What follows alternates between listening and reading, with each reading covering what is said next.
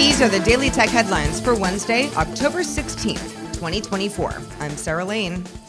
Amazon announced a slew of new stuff on Wednesday, starting with its first ever color e-reader, the Kindle Colorsoft. It has a 6.8-inch color e-ink display and starts at $200 for an ad-supported model in the US with 16 gigabytes of storage.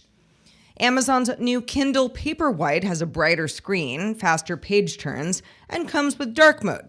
Doesn't have the warm light feature though.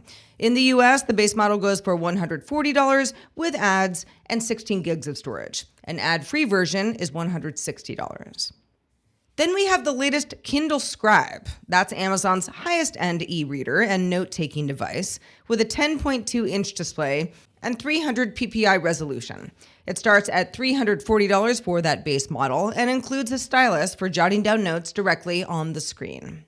Social media platform X will not be regulated under the European Union's Digital Markets Act, or DMA.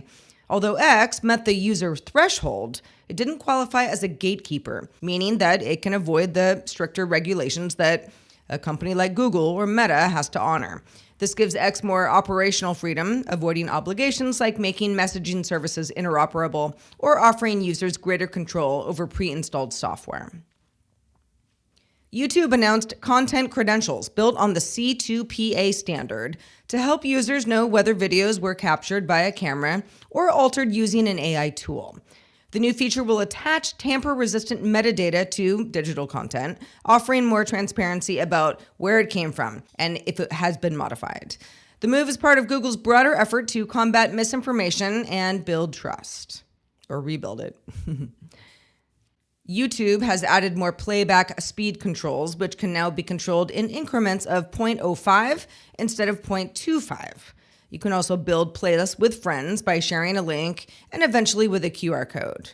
A new sleep timer can be set to pause videos after a certain amount of time, from 10 minutes up to an hour. Global chip stocks lost $420 billion in value after ASML, a big supplier of semiconductor manufacturing equipment, issued a disappointing sales forecast.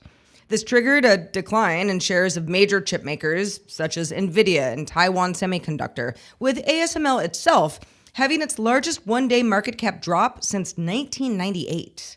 The slump is based on weakening demand outside of AI applications and reduced spending by clients like Intel, raising concerns about the big market trends despite strong AI demand in particular.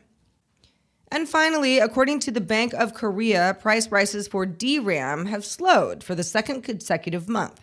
This means prices are still rising, but not as fast. South Korea is the world's largest exporter of memory chips. The deceleration in prices indicates that we might be getting to a peak in new demand caused by the AI boom. For more discussion of the tech news of the day, subscribe to dailytechnewsshow.com. You can find show notes and links to all these headlines there as well. I'm Sarah Lane. Thank you for listening, and we will talk to you tomorrow.